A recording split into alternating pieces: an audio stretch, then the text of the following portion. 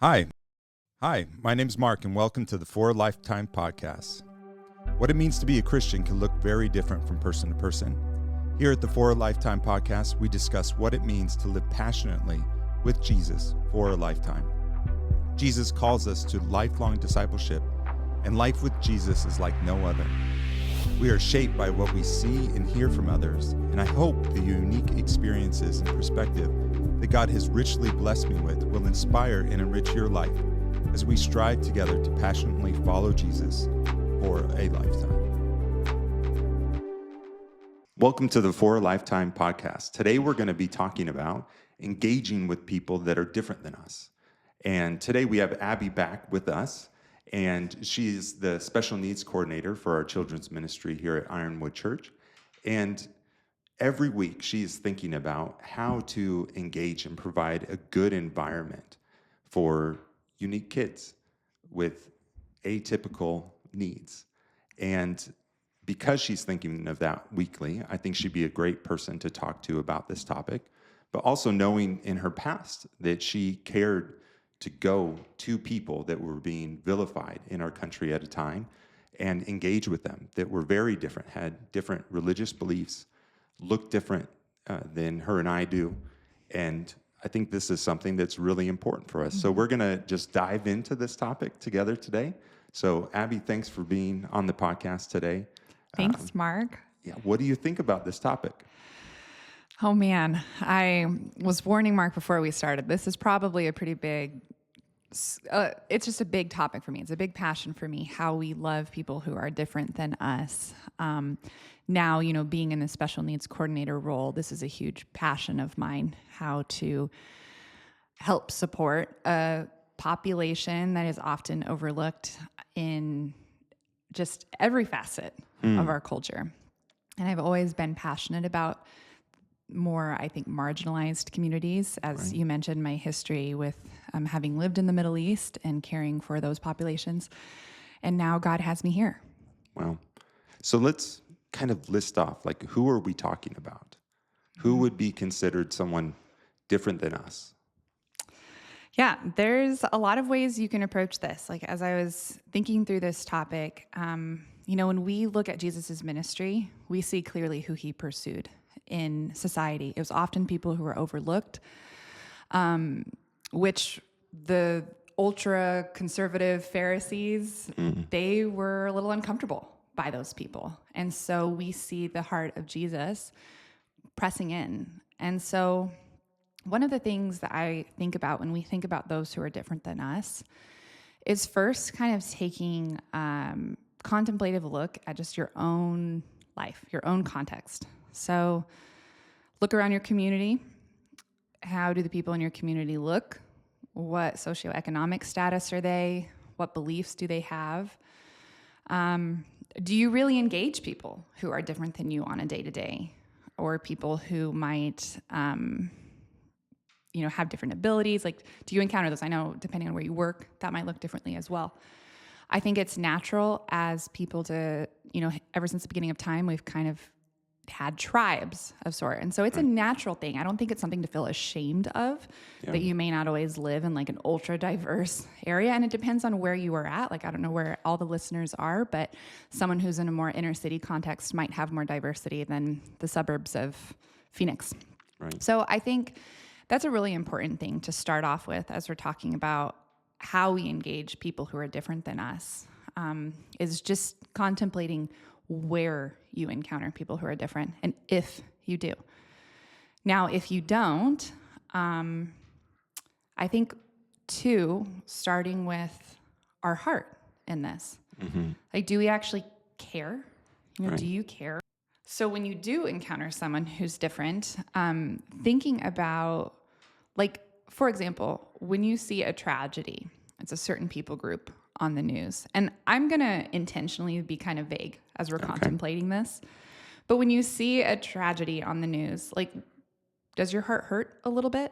Are you saddened by that? Or are you a little calloused? Right. And I do think that sometimes the abundance of information we receive in a technological age it is easy to get calloused because you just see kind of the same thing happening over and over and over again. But I would say as followers of Jesus, like our heart still needs to have some pings, some pricks. And if we are getting to a point where we don't really care, I think one of the first steps before we can even jump into this podcast conversation is asking the Holy Spirit for the eyes to see people the way that he does. So to love people the way Jesus does and to see the world through a new lens. I really, really, really believe that when we ask to be more like Jesus, like that's the kind of prayer that God can work with. Like when we're humbling our hearts and we're saying like, I want to be more like you in this topic. And I don't know exactly how to engage people who are different than me, but help me. And having that humility of heart and coming to the Lord with that, I really think that the Holy Spirit starts to kind of chip away and will begin to give you more experiences and more potential exposure to have the eyes to see the people around you. Absolutely. And when you think about even just coming to faith and having a belief in God, that he is so different from us. God is so different than us. And he is holy, and yet he still looks at us. And even the step of faith to go, this God who is so much bigger than me, pure, holy, full of love, and knowing that I'm not, and yet he looks at me and sees me and cares for me, that does something to our hearts to be transformed to, one, we receive that from him, but we're able to then pass that on to others, and our hearts get changed. I know in my own life, that was definitely a change in me. I went from feeling irritated and not liking people to then I started to actually care. And, you know, I am now both of those sides at times.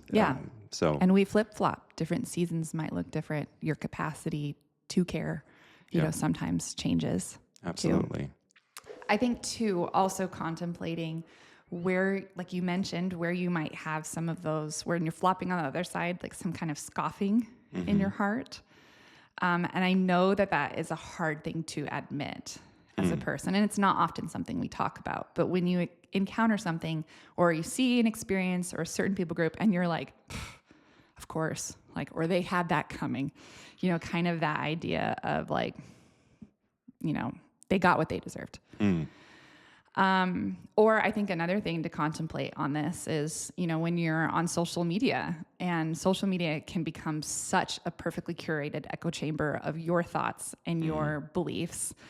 And when something somehow slips through the cracks and all of a sudden you're experiencing a belief or a person that thinks differently than you, and you're like, what? And you get frustrated by what you see. I think right now, really, this kind of discussion is so timely for whenever you have a political election, like the one we just went through, where it is so hard to look at someone else and really lean in and be curious and ask questions, because you see that content on social media and you're like, ugh, you know, that person thinks that, and then you just unfollow them, you know? And so like when I'm thinking about contemplating like people who are different than you, it's not just people who are different than you who live overseas. Like I'm also thinking about the people who you encounter in the grocery store, the people you encounter on your social media, maybe even people in your own family who think differently than you do.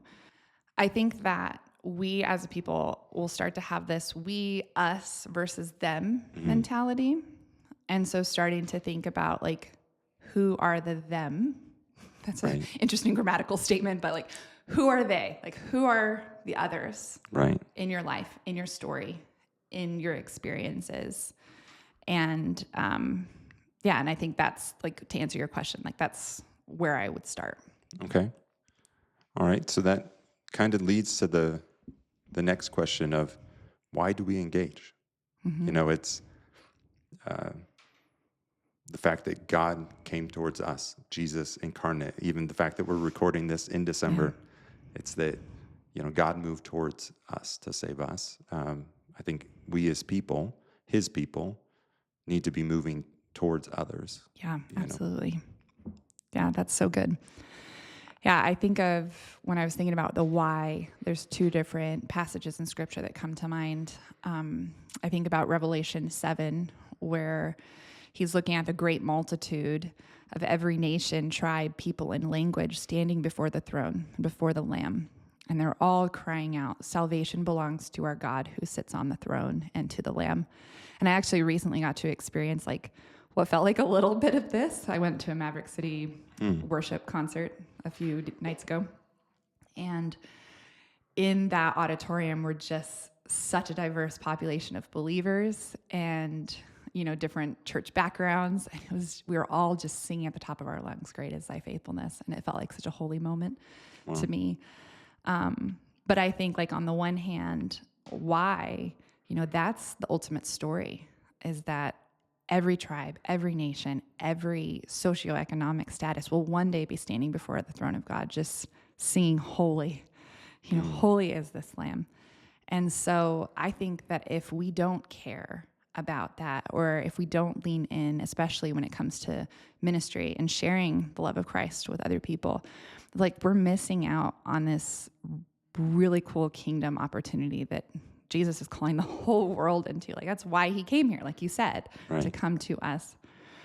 And then another passage that comes to mind is in Matthew 25. Now this one is hard. Like this is a difficult passage because this is where Jesus is sharing the parable where he's separating the sheep from the goats. Mm-hmm. And he's talking about, you know, to the king, it says Matthew 25, verse 34, just for context, if anyone's looking it up. Then the king is going to say to those on the right, come, you who are blessed by my Father, take your inheritance, the kingdom prepared for you since the creation of the world. For I was hungry, and you gave me something to eat. I was thirsty, and you gave me something to drink. I was a stranger, and you invited me in. I needed clothes, and you clothed me. I was sick, and you looked after me, and I was in prison, and you came to visit me. And the righteous people then answer him, and I'll more paraphrase here, but they're like, what, when? Like, when did we see you? When were we there? When was somebody in prison? Like, you know, and the king says, I tell you, whatever you did for the least of these brothers and sisters of mine, you did for me. And then he separates to those who didn't, like those who did not feed the hungry, those who did not care about the strangers, the sick, those in prison. And in this parable, the king says he doesn't know them. And if we really sit in that, that's staggering. That's a little terrifying, if I'm honest, because you're just like, this is the heart of God.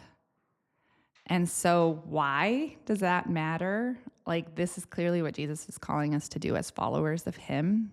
And his ministry on earth was loving the least of these.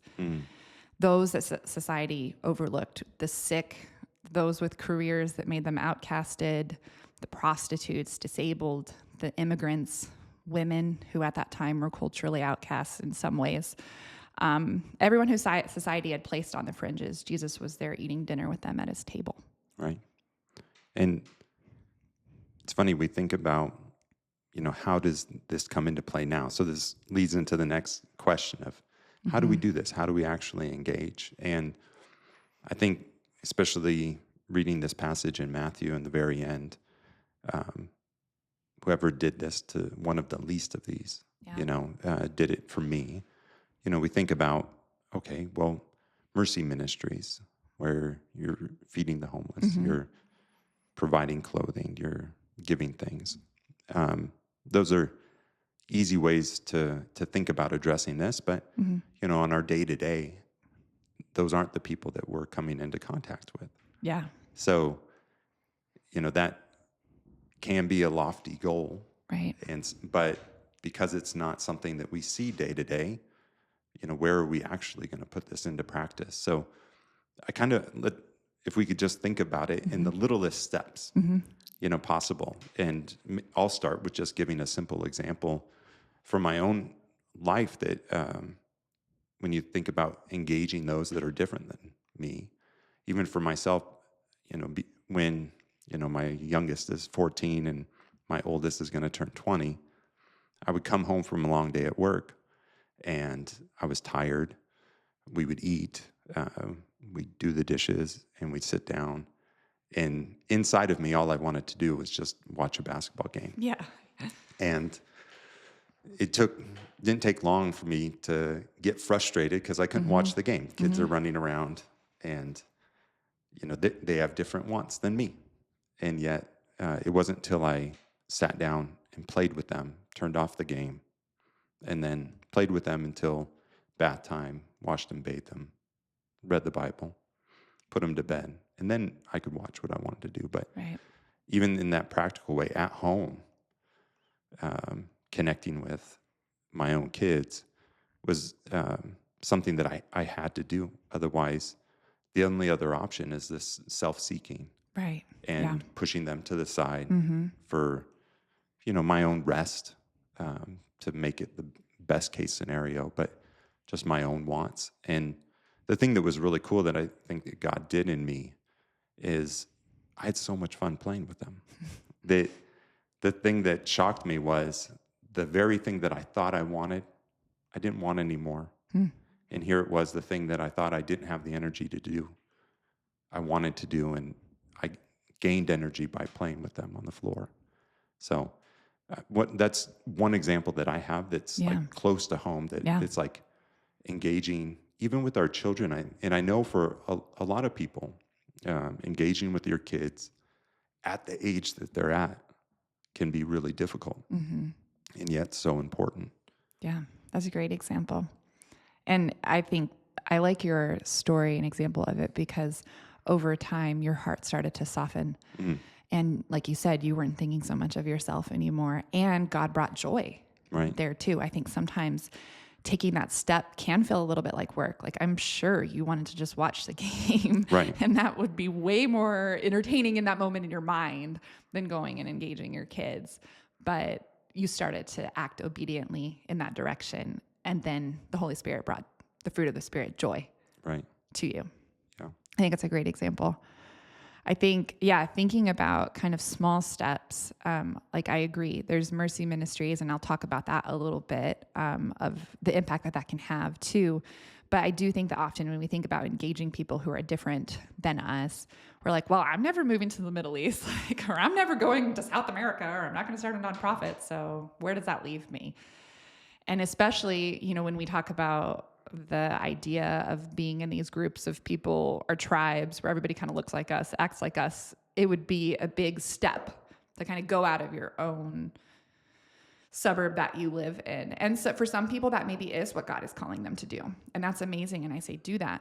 But I do think that a big part of this is starting to engage just the world around you. Like, two things I want to share is one with curiosity and the other with kindness, just simple human kindness. There are so many moments where we encounter other people in our day to day. And some people are working from home. And I think kind of that culture has shifted a little bit where maybe you're not seeing as many people. And I acknowledge that. But like, I've been in a lot of waiting rooms lately at the doctor, and everybody just has their heads in their phone and they're just scrolling something or working on something. And kind of a challenge is like, how can I just like look up and be a normal human here for a minute and just say hi? And I think even we've gotten away as a culture from that. Like, you see just the changes in the generations. Like, I think that's something my parents' culture does really well. Like just the small talk chattiness, and they connect with people sitting in the waiting room. And I will be completely honest. I have had moments where someone of my mom's generation started talking to me, and I'm like, I just want to be on my phone for a minute. But I think that those are opportunities to just engage people around you. And that person may not be night and day different than you, but they are another being that God has created in his image, who we can pause and be kind to them. Or when you're encountering someone at the grocery store checking out, ask them how their day is going. Ask them, just something random, how was your Thanksgiving? Something contextually that's happened recently. And just kind of chit chat for a minute, because I think it starts to soften your heart to just simply learn a little bit again, just how to communicate with strangers. And so first, starting with kindness, just simple human kindness to people around you, and pairing that with what we talked about earlier, asking the Holy Spirit to soften our hearts.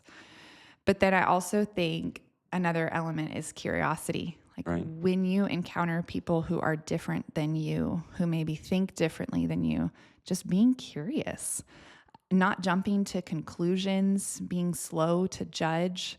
Jesus was pretty harsh with the Pharisees, but those who were living on the fringes, like he was gentle and he approached them exactly in their way that their hearts needed to encounter him. And so I think asking questions, being slow to speak, longer to listen.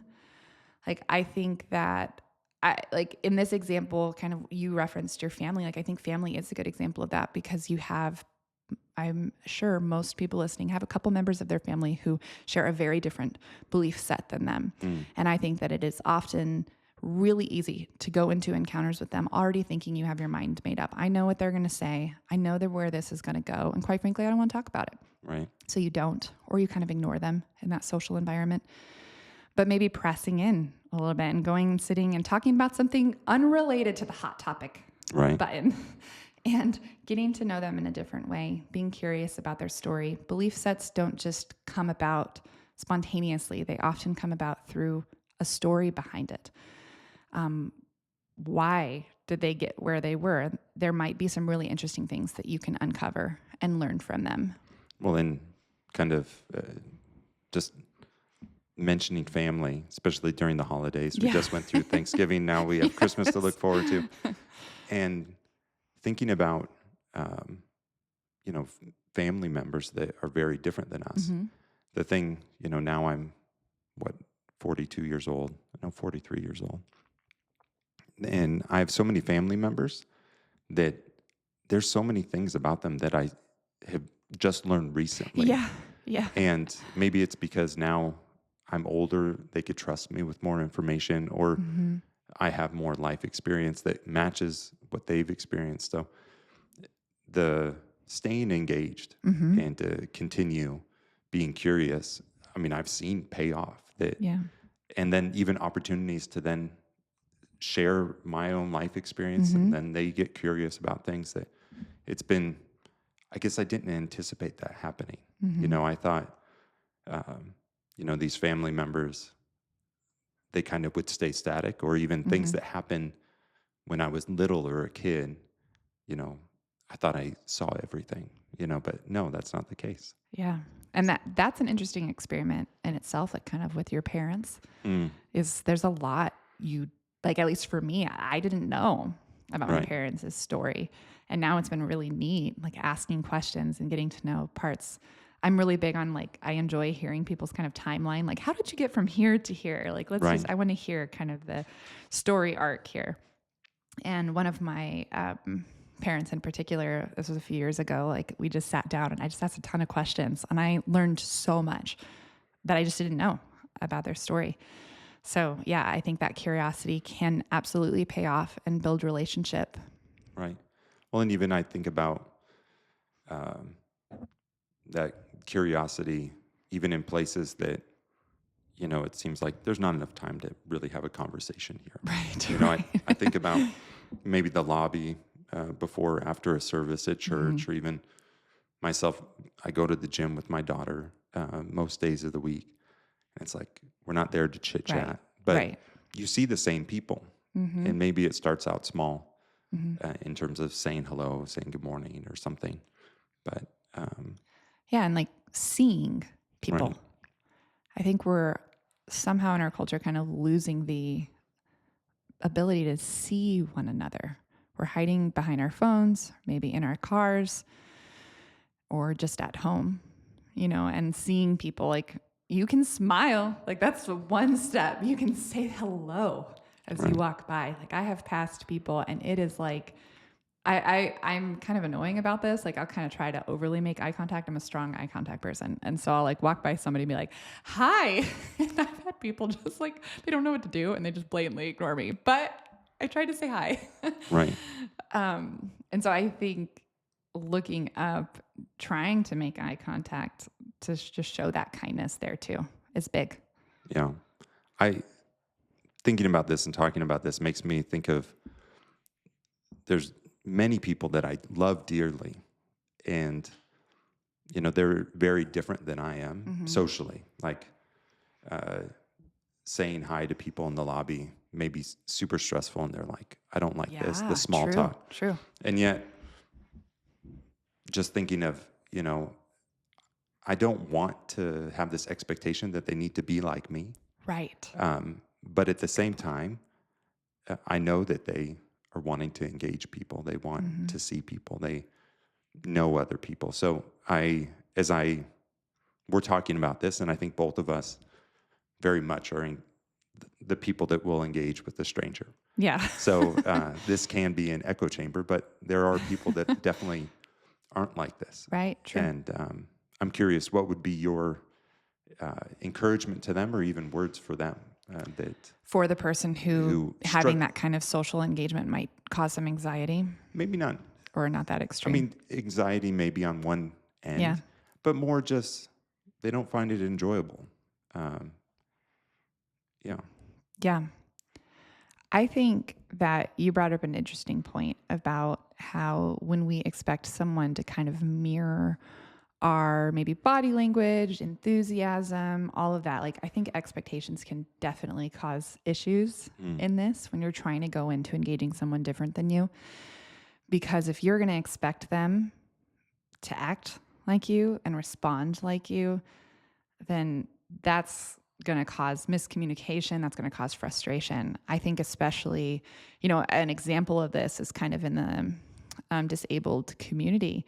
A lot of people who have neurodiversity, they are not going to respond in the way that we are typically used to.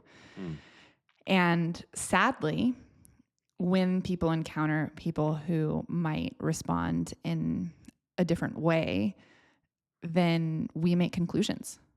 And so, like, just narrowing down to even an example of this. So my son is on the autism spectrum, and right now he's young. And so a lot of what he does can kind of be like, oh, that's cute. Look at him, and people aren't like, oh, that's weird. They're not saying things like that because they're just like, oh, he's so cute. But I think and pray a lot about, what is it going to look like when he's 14 years old and some of this behavior isn't always as socially appropriate? Are people going to look at him and be, oh, that's odd, and judgmental, and walk away and not press in and not engage because they don't know what to do with it? And then I think about him as an adult. I've encountered people who are neurodivergent, and you'll talk to them, and unfortunately for especially like an adult male, there's a lot of labels you can place on that person pretty quickly if you didn't know they were neurodivergent. And so I think that when you're going into I'm kind of talking about this in two ways, but like when you're going into conversations with people, like recognizing like God has created everyone so uniquely in who they are and how they're made and how their brain is wired.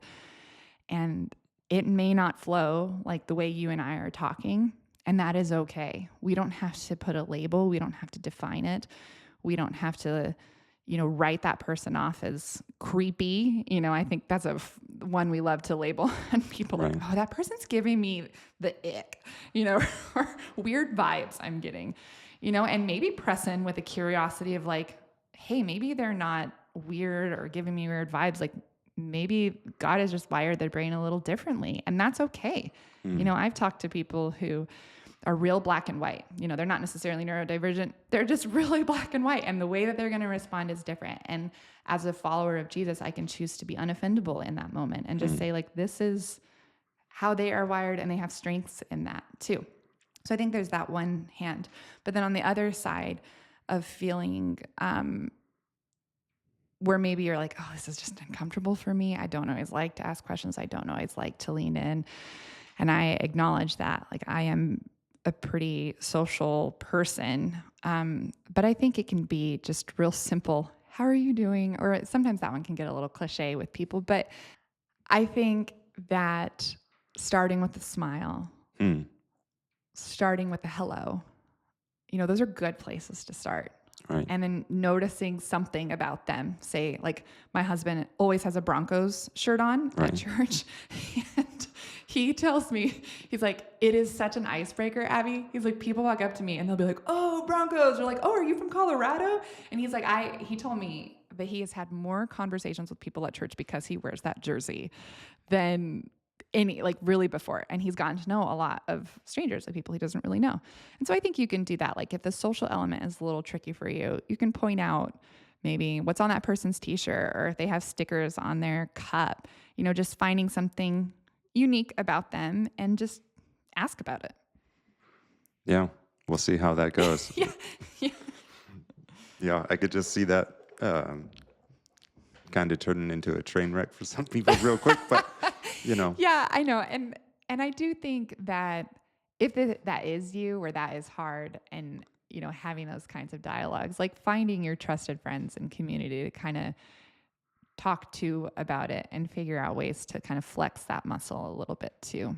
well, then the thing that I've always loved in my walk with Jesus is that, or at least that maybe I've embraced it's funny, I say this and then I'm hesitant to say it because I don't want difficulty in my life, but Yeah.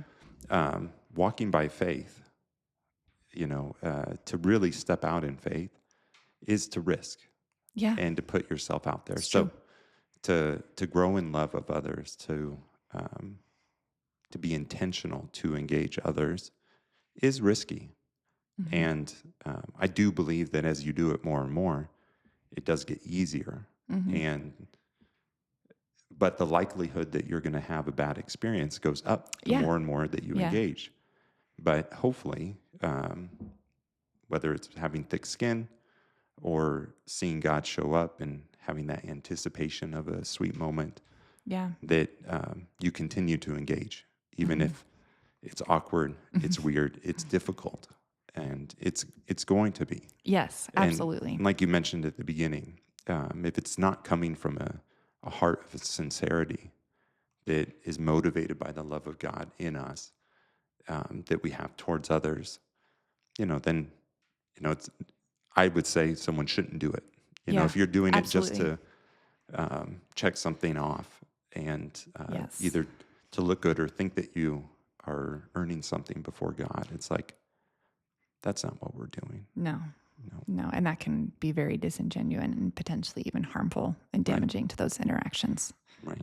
Okay, so what are some other ways that we can engage with people? What are other kind of tools that you utilize to engage with people who are different than us? Yeah. So, one of my favorite ways that is kind of a smaller thing that you can do, but I think that it starts to soften your heart towards people who have lived different experiences than you. It's honestly just reading books, reading content that is from someone with a different perspective, a different culture, a different belief set. I think that sometimes Christians can be intimidated by that because they're like, oh, I don't want to be overly influenced, by this train of thought. But I think that if you go into it with curiosity, with wanting to learn, like it can start to kind of grow your capacity for just empathy for Mhm. other cultures, other belief sets. So, like, oh, sorry, go ahead. How do you find these books? What So, is the way in which you kind of find that are ones that are different? yeah. So, I like to look up authors who are from countries that I don't know much about.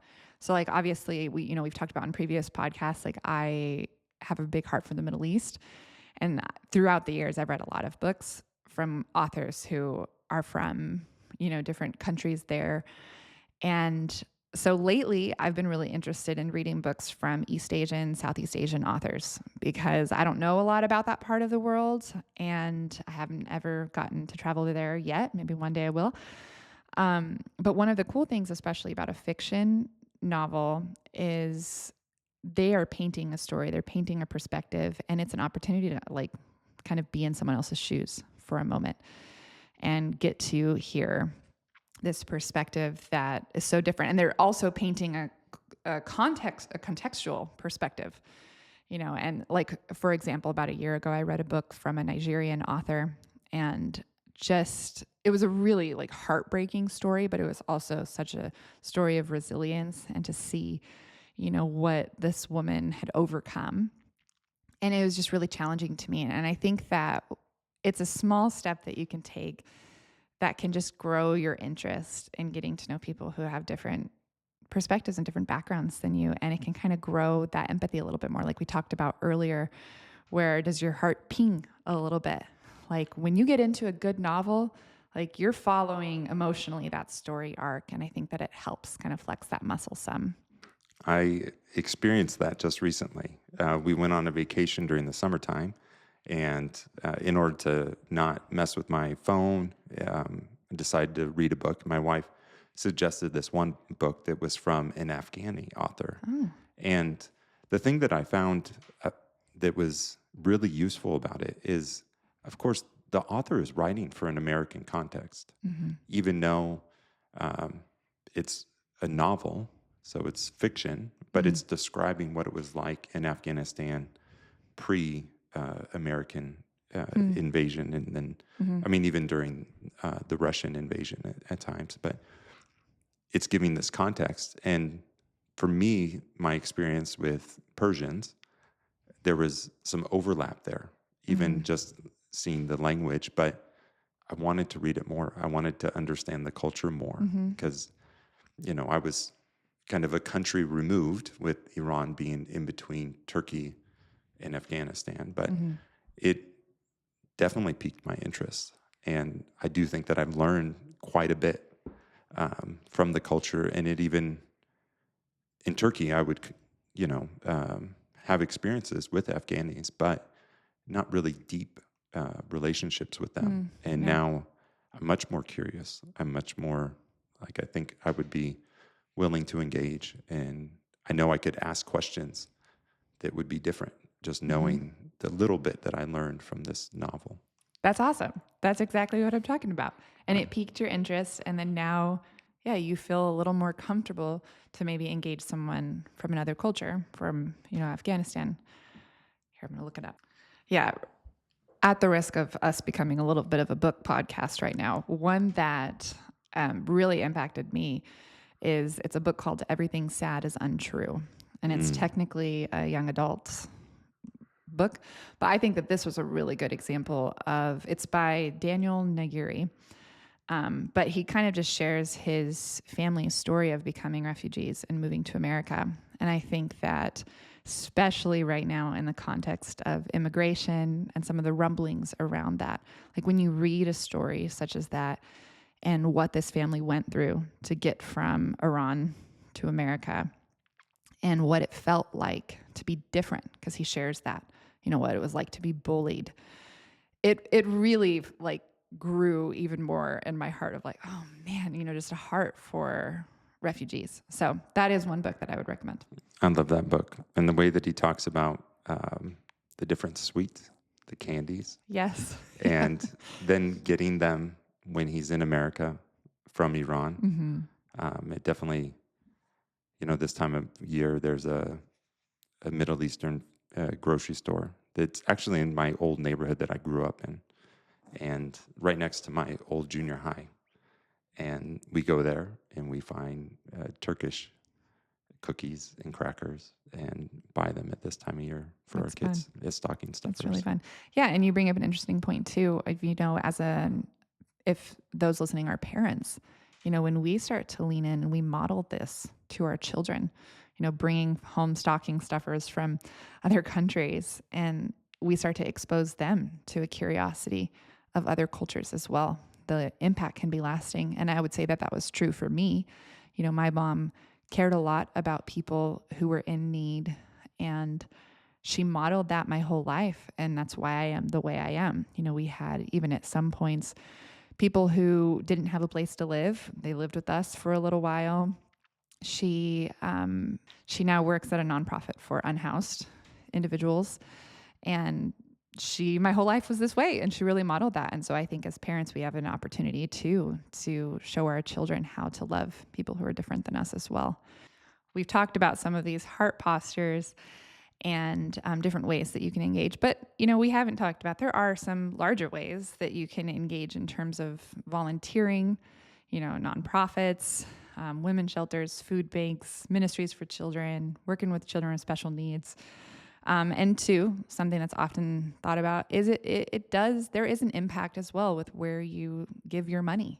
If there are organizations, or maybe you don't even know where to begin with that, ask someone who might know of a few that fall in line with something you're passionate about. Like, that impact can be huge. Like, recently I was looking up, because this is back when I was in college, one Christmas I gave all of my family members I'd given a gift of like a goat to, and so everybody got one, and they were like, okay, Abby, like, come on. But, but you can buy a goat for someone in need. And then that family member, they get this like cool card that's like, hey, your gift is giving someone food and a livelihood, which I was recently looking one up over with World Concern, and it's $43. And I'm like, man, I spend more than that just getting Chick-fil-A for my family. Like, and this is something that's like creating a whole livelihood for someone in another country. And it's that goat provides milk and a resource. And so there are really impactful things that you can do too with your money, which I think are neat. The disparity of income is something that often is difficult for me, if I'm honest. Like, other countries need, but I'm like, those small efforts, I do really believe can have a kingdom impact as well. Right. I know that, so often people go, the need is so great. Yes. What is the little bit, what $43 that I give going to matter? Yeah. And the truth is, it's not going to solve the hunger for the whole country of wherever that money goes to. Right. But it's certainly going to impact the family that receives that one goat. Yep. So, Yep. I think about, our church has been engaged with missions ministries in Juarez, Mexico. Mm-hmm. And, it's easy to be on this side of the border and to be like, there's these problems that keep poverty continuing to happen. But I go, when we go there and build a house and give the keys to that family who used to be living in a pallet home that had plastic lining, it changes their world. Yeah. And yes, it's a small drop in the bucket, but it makes a huge difference. Absolutely. And, and the people who go are impacted and changed. Mm-hmm. And I just think of two women that go down there all the time, and how, infant mortality rate completely changed because one woman said, I could collect diapers and formula, and I'm going to take it down there. Yeah. Another person said, you know what? I'm going to go all the time, and I'm going to teach these ladies how to sew. Mm-hmm. And she's doing sewing classes all the time. That's amazing. And yeah, and they're just normal people. Yeah. And yet making a difference in hundreds of lives, maybe even people that they can't directly speak with because of a language barrier. Yeah. And yet they said, I'm going to do something. Yeah. And I would imagine that people listening to this podcast, especially with your ministry, they might already have an interest in ministries and missions and wondering kind of where to begin. And maybe they are interested in doing a larger project like that, like you're talking about, collecting diapers or sewing. And I think it can feel overwhelming sometimes, all of the options. You got a lot of nonprofits, there's a lot of, NGOs. So which one do you pick? And one of the things that I have often encouraged people is like, just pick one. Like, you don't have to be passionate about everything that's out there, because there's a ton of things, like, especially, when we're talking about the least of these that Jesus references, there's a lot there. And so if you have a heart for women who are domestic violence impacted, or you have a heart for kids, or you have a heart for migrants, pick that passion and go in that direction and see just what God does there. That's good. I mean, you got to start somewhere. Right, right. All right. So in doing this, inevitably, there's going to be benefits, which I want to end on the benefits that you've experienced personally, and I'll share some stories as well. But what are some difficulties that you've experienced when it comes to engaging people that are really different? Maybe I could begin, because I have a story that I think is always stuck in my mind, and I still don't know what to do with it. But when I was in college, during my first semester there, it was during finals time. I had a lot of time before finals were over and I could come back home to the valley because I was up in Flagstaff. Well, I decided I'm going to volunteer at the rescue mission that was there. And I would go there, it was like every night for 2 weeks. And during the time there was a man that was there that didn't know how to read, and he wanted someone to read the Bible to him. So I started reading the Bible to him. And of course, we engage in conversation. And, he would talk fondly about people that helped him out and that gave him a place to live. But then he just one day up and left. And he would say things like, someone who has a mortgage or who pays rent, they have to pay that. And here I am. I'm free. I could go where I want to go. I don't have any obligations. Of course, he was dependent on a roof from someone else to sleep in. But because of the relationship that we had over, a short time, but reading together, sitting close to one another, looking each other in the eye when we were talking, I said, hey, how about you come to Thanksgiving with my family? Well, the day before Thanksgiving, he wasn't there. And I didn't have a cell phone at the time. That was the only way I was going to be able, we were going to make plans to meet up the next day. And there was a real heartache. It was hard for me to then engage with people like him because I thought, you invest, you do something, and then when the desired result didn't end how I wanted it to, it's like, well, maybe I shouldn't do that again. And there's that fatigue. We kind of mentioned it before, that happens when you engage people that are different and it doesn't work out how you anticipate it will. But to keep doing it is really important. Yeah, like those faithful steps to keep doing it, even though it doesn't always end up the way that you expect. Right. I think those expectations can be hard, picturing having some moment like something you see on those really inspirational movies. Right. And I think that that's awesome. But I think a lot about just the impact in the kingdom that one step can have. You mentioned that this man referenced other people, and I'm sure you're part now of that list of people, who in his mind he can remember if he's thinking about all these things that have changed his life over time. But yeah, I think we don't know the kingdom impact that our kindness will have, but I do believe that it's significant and it's worthwhile, even though it might be difficult at times. Like I think about working in a special needs ministry. You have weekly volunteers who here at Ironwood, we have a buddy program. And so an adult signs up and says, I'll be a buddy. So they come on Sundays and they help a child who is, needs just some more support in the classroom environment. And week in, week out, like it's not always glamorous. You're just, sometimes you're just there and the kid is like, maybe they're enjoying it, maybe they're not. Certain kids have encountered significant dysregulation and they're not, it's a difficult environment, and the buddy is just there as support, there as a steady person. But I think sometimes when we're serving and maybe it's just feeling a little tiresome and maybe we're not always seeing the fruit, like you have to kind of mine for the eyes to see a little bit of that fruit and figure out what are like small wins in pressing it in this way. Like one, for example, there was a kid who wasn't ever really interested in the worship. We'd go to large group time and just kind of would prefer to sit it out. But now is up there singing. And Wow. like the child goes in and is singing and engaging it. But this was months of this child having a buddy and the buddy just sitting there in the back with them.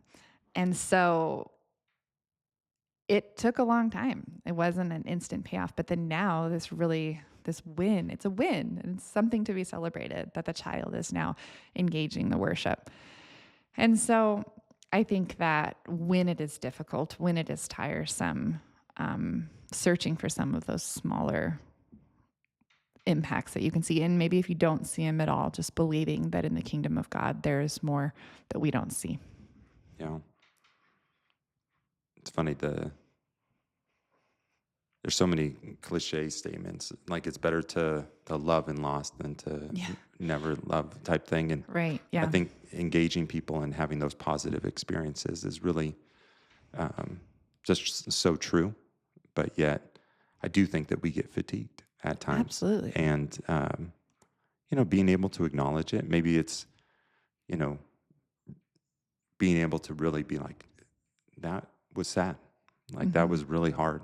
Mm-hmm. And then acknowledging it so that way we can move on and try it again. Yep. Um, And allowing God to minister to your heart Right. in that, like, especially if it's something that has caused you personal, deep sadness and sorrow for how something went, Right. like letting the Holy Spirit just minister to you. And maybe you take a step back for a little bit from whatever ministry you're serving in and just allow that pouring in to happen, to heal.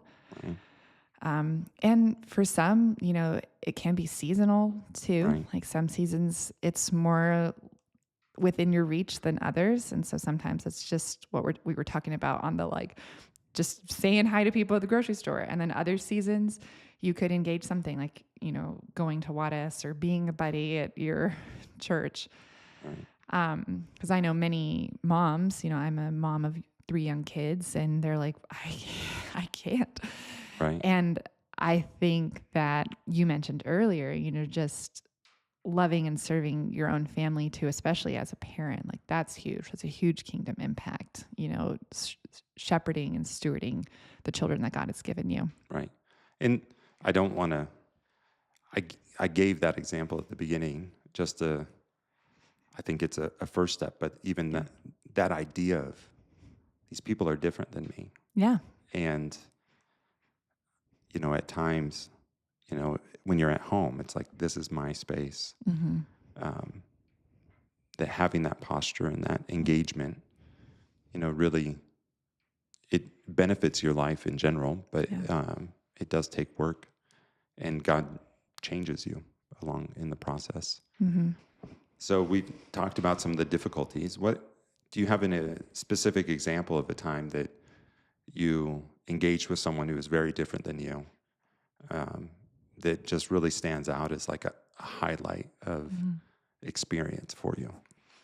Yeah, I have a few I could think of. Probably some of the sweetest ones that stand out in my mind is when I was overseas and, I would be working with refugees or interviewing and kind of hearing their stories, and their kids were always kind of like running around in the background. Mm-hmm.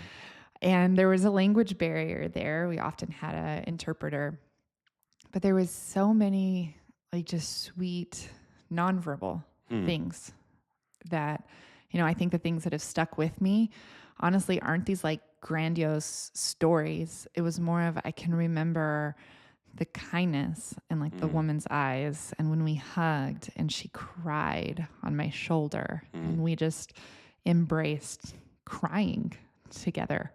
Like those are the moments that have stuck with me, or thinking about playing with refugee children and seeing just their innocence in the midst of what has just been world upending, devastating for them. Like, and just playing like goofy little games with them and watching them laugh and seeing that like delight in their eyes, and remembering that there are things that still bubble up. There is joy even in some of the darkest places. Well, you touched on something that is near and dear to my own experience, and that's the engaging with people when you don't have a common language. Mm-hmm. And over again, like you mentioned, you can still communicate. Mm-hmm.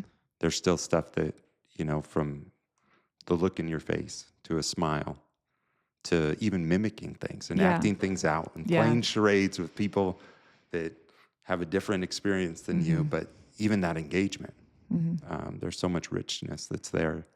Reminds me of the mother of the family, like the mom of the family that we started a church with in Turkey, and she never really spoke Turkish. I still don't speak Persian, even though I understand a little bit. But every time I saw her, she would ask me how my family was. I would ask her how she was. And she'd always give me a really warm hug, which I basically had to bend over because she was so short. Yeah. And she'd kiss me on the cheek, and I have lipstick on the side of my cheek. But those were sweet experiences. And, we didn't have a common language. Yeah. There's a phrase I really like that's kind of in the special needs world, which is love needs no words. Because there are a lot of individuals who may never have verbal words. Maybe they have sounds, but not able to quite articulate the words. And it is incredible the way that you can engage and encounter and love someone even when they don't have language. Right.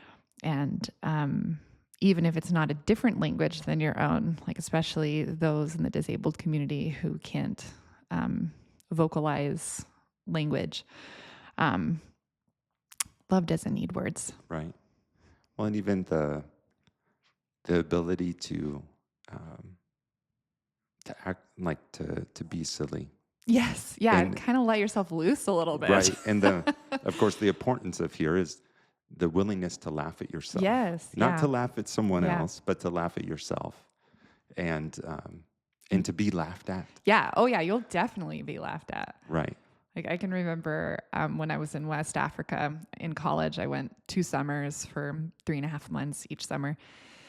And that was like one of my favorite things to do was to just make the ladies kind of laugh at my ridiculousness. But there was one time where, so they kind of work with this, it kind of looks like a really, really oversized mortar and pestle. It's like the best way to describe it. But it's these big wooden, and pestles, I'm just using words that make sense to us, that they would just pound the grain in these bowls. And they would do that sunrise to sunset. Like I would hear them before I even woke up. And so we would go and we're like sharing these cassettes in their language of the gospel story. Like the whole purpose of our summer there was we shared the entire Bible from the beginning to the end in these cassettes, and they would work or during their break and they would sit and just listen to the stories. And it was awesome. Like it was so interesting to them and they loved it. But I always felt bad because I'm like, man, they're over there working and I'm just kind of sitting here. And so then I would always like, hey, let me, like I'd kind of, push them out of the way and like, let me do it. And oh my goodness, they would just laugh hysterically at me because I was doing everything wrong and they thought it was so funny, but I didn't care. It was fun, and it was fun to watch their joy and to also give them a little bit of a break from a very monotonous task they did day in, day out. Yeah. So it's important to let yourself be laughed at. Right. That's good. So I want to give you the opportunity for kind of the last word in this before we close this time talking about engaging with people that are different than us. Mm-hmm. Any last words for the listeners? Yeah, we've covered a lot of ground, but I think that it is such a benefit and such a joy as our hearts become more molded into the heart of Jesus. The way that he loved this world, the way that he slowed with curiosity, drew people to himself, like getting to engage in that. And for those who are listening today, like I would love to hear one day somebody saying, hey, I was super convicted by that podcast, and there's a whole people group or a type of person who believe X, Y, Z. I never wanted anything to do with them. And so I prayed that God would open my heart just a little bit. And he answered that. And then I made a friend who was disabled, LGBTQ, a domestic violence victim, and now they're my friend. And you know what? They accepted Jesus the other day. Wow. Like thinking of just the impact that those one step could take. So I would just encourage you to just pray and ask the Holy Spirit to show you where to even begin. And if you already have something in mind, take that step. take a small step toward it and see what God can do in the kingdom, because God cared enough to come to this earth to save all of these people he has made in his image. Like everyone around us is an image bearer. And God cared enough to do that, to be God with us. And so he's going to help you do that. So I'm excited to see, and come find me one day and tell me. Yeah. Well, amen to that, Abby. Thanks for being on the podcast again. Thank you for having me. This was fun. Sure. All right. This has been the For Lifetime Podcast.